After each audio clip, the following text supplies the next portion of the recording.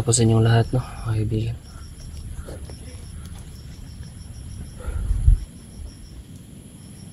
So, natataka kayo mga kaibigan, no, ako lang po mag-isa ngayon. Babalikan natin yung yung kampo na kung saan nilagay nila si Kuya Alpha, mga kaibigan, no. So, magtataka kayo kung ba't wala si Bata ngayon. Iniwan ko po muna siya sa sa pinagtataguan namin dalawa. Kasi sobrang sakit po daw ng tiyan niya, kaya hinayaan ko na lang siya na makatulog.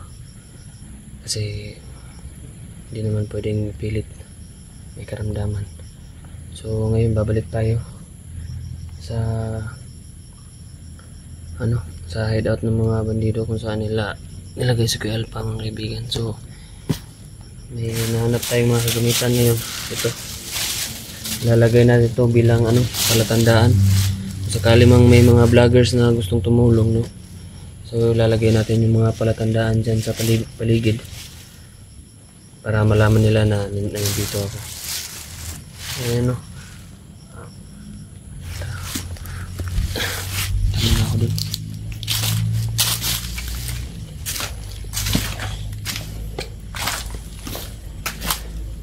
Sabi ni Bata na hindi na siya magkakasama sa akin kasi sobrang sakit ang kanyang tiyan. Ayan, mga kaibigan, kakarating lang natin, mga kaibigan, pero meron agad tayong narinig ng mga boses, mga kaibigan. Andyan lang yan sa unahan, mga kaibigan, yung hideout nila. Pero nasa malayo-layo pa ako, mga kaibigan. Kaya buuin muna natin to, ang ating palatandaan. Hanap pa tayo ng ganito, mga kaibigan.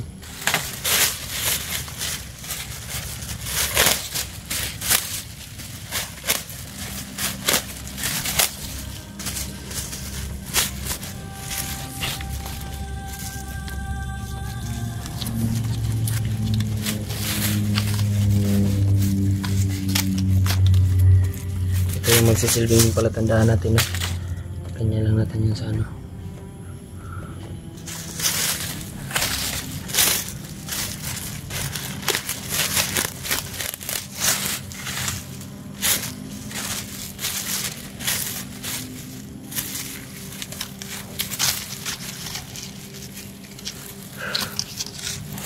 tayong magagawa talaga.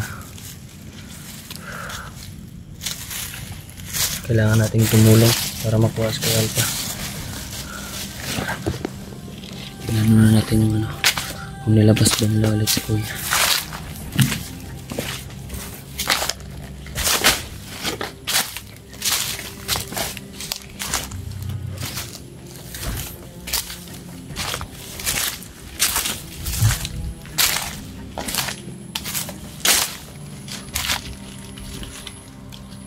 Ayan, dito tayo, mga kaibigan. Ayan, dyan sa unahan po.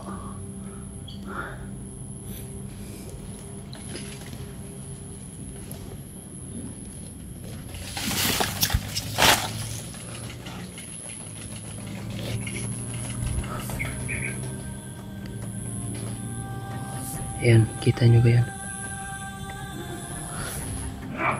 Napansin ko ngayon, mga kaibigan, parang dumadami sila ngayon. Dumadami yata sila.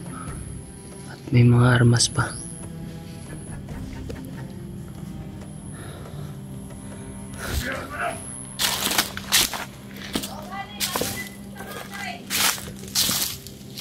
Meron tong boses ng babae.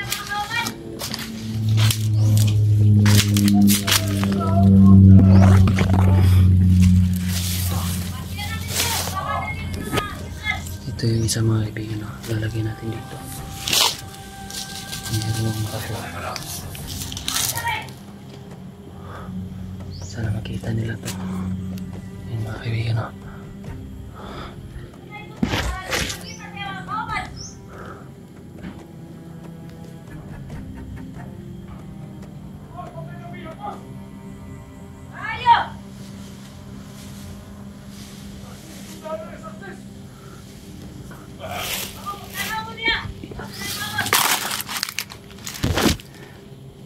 pa natin nakikita si Kuya. Nasaan kaya si Kuya ngayon? Siguro nasa loob pa rin siya. Akala na namin patay na siya. Ala. Ano na yun? Patay.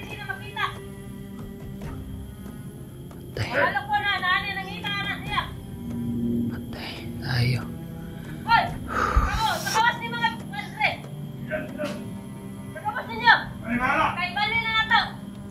Lilipat daw nila si Kuya, mga kaibigan. Tangin na.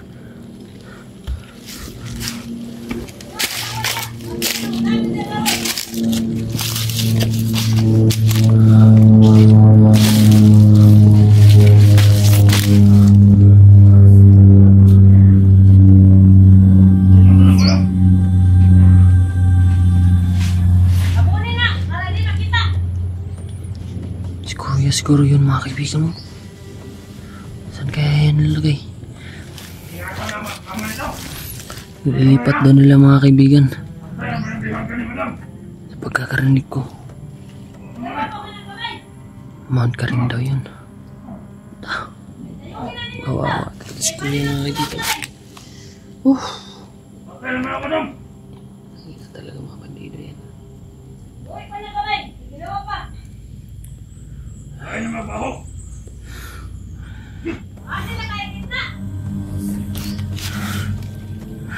Nilagay pa nila sa drama. Hayop talaga. May babae pala dyan, oh. Sa pagkakaalam ko, mga kaibigan. Sa pagkakaalam ko, mga kaibigan, yan daw yung si ano, si Madam Celia. Pagkakaalam ko.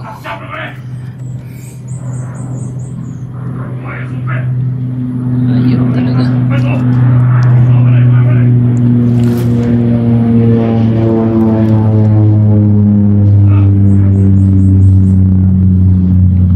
Ano kaya ang gagawin nila dyan? Mount Karing nga.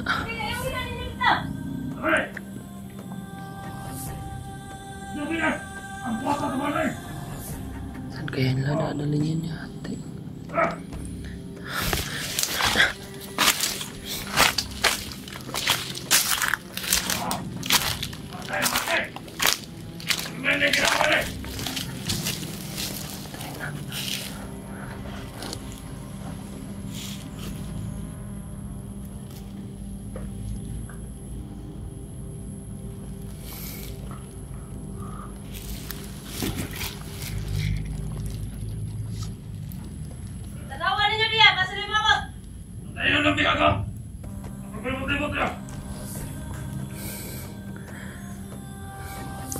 Mahirap tuntunin yun.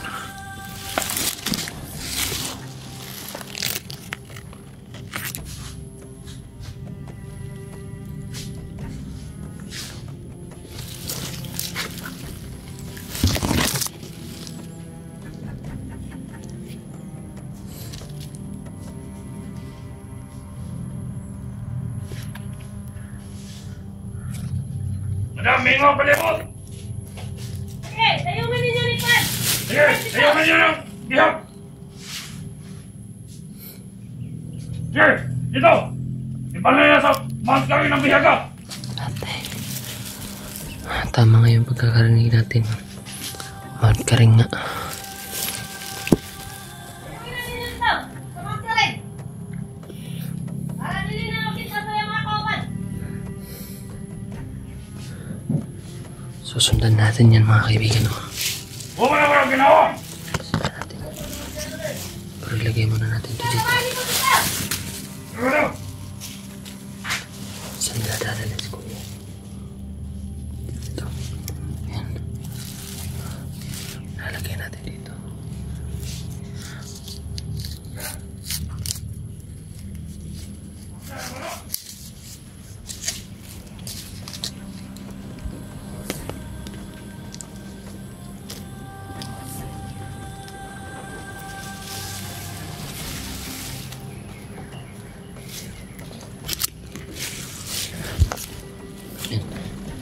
Sana matuntun mo ako.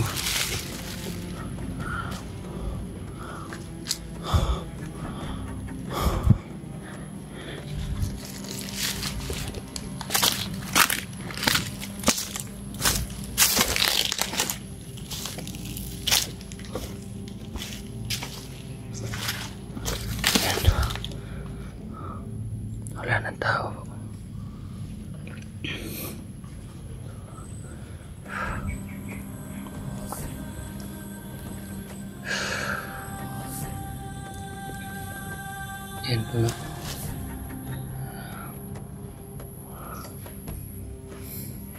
Siguro mamaya babalik sila dito. Mga tao dito.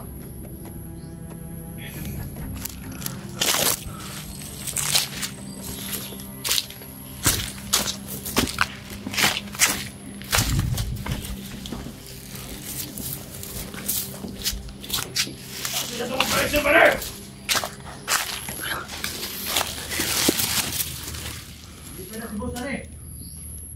Hindi pa na si Boss Tujuan eh! Nakabali ng bihag sa bukid! Nilipat na daw nila si Kuya. Gago talaga. Siguro meron silang sasakyan.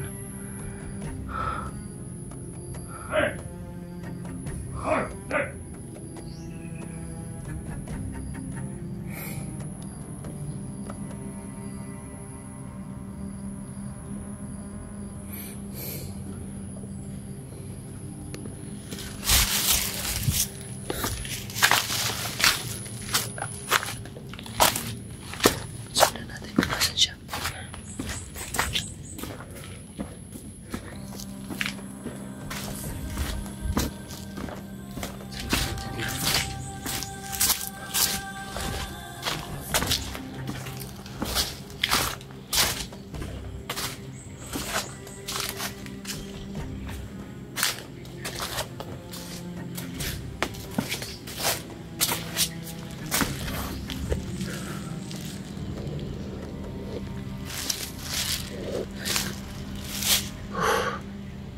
Hindi na natin naabutan. Anong ginawa nila kay Kuya?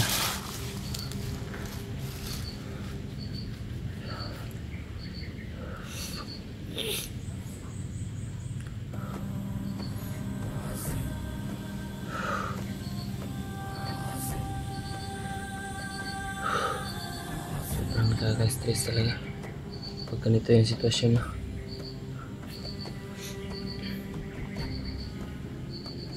Hindi mo talaga malalaman kung ano yung nangyayari talaga. Kasi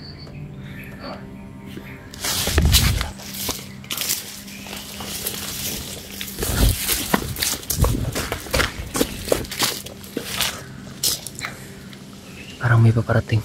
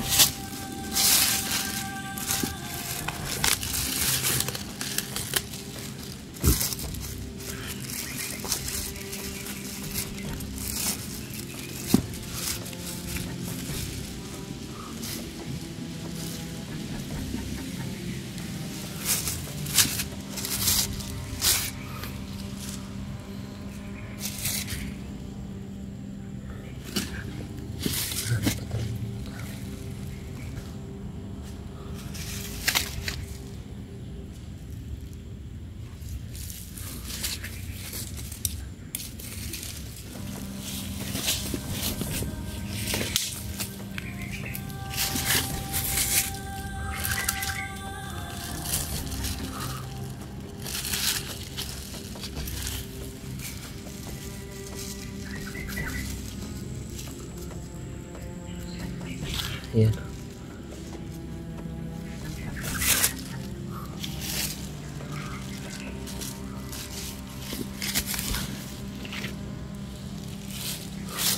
May tao po. Ya, madam!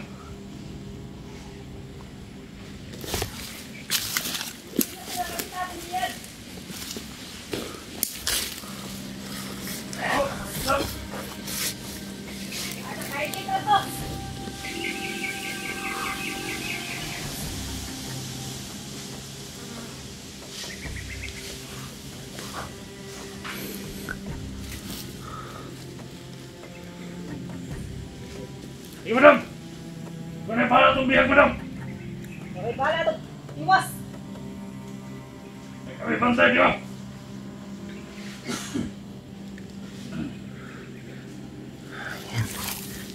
Talagang tinuluyan na lang ilipat si Kuya Alpa mga kaibigan. Ayan mga tauhan niya. Sobrang dami nila.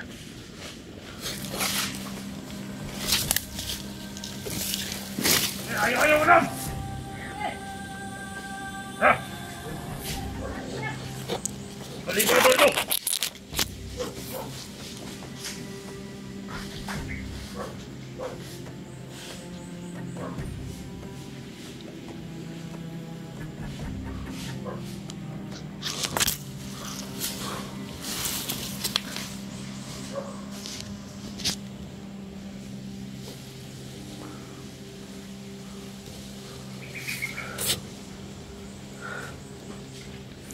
Ano?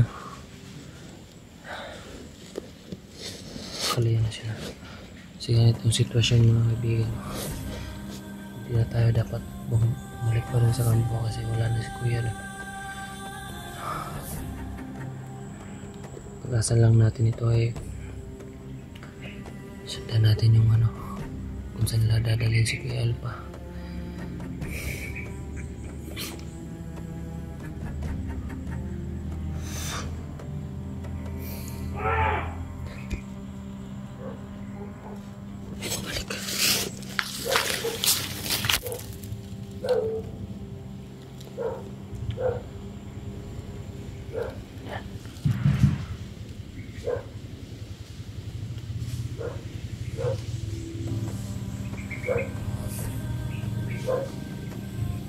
Parang siya lang mag-isa.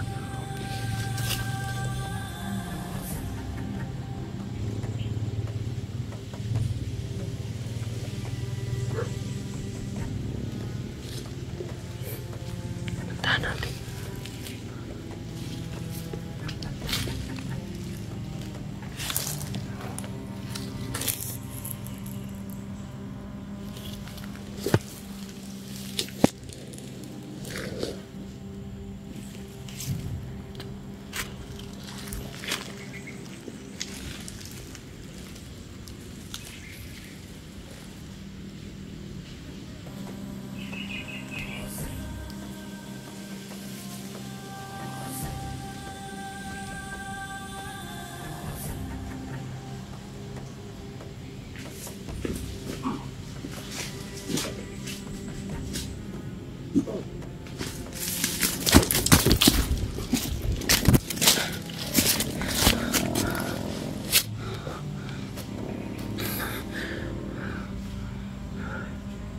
Dami pa sila.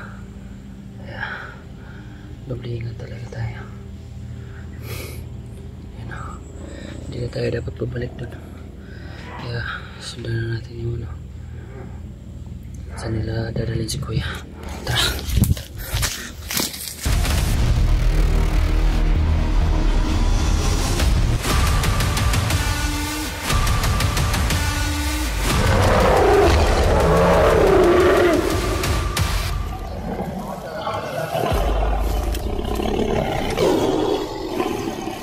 Mm-hmm.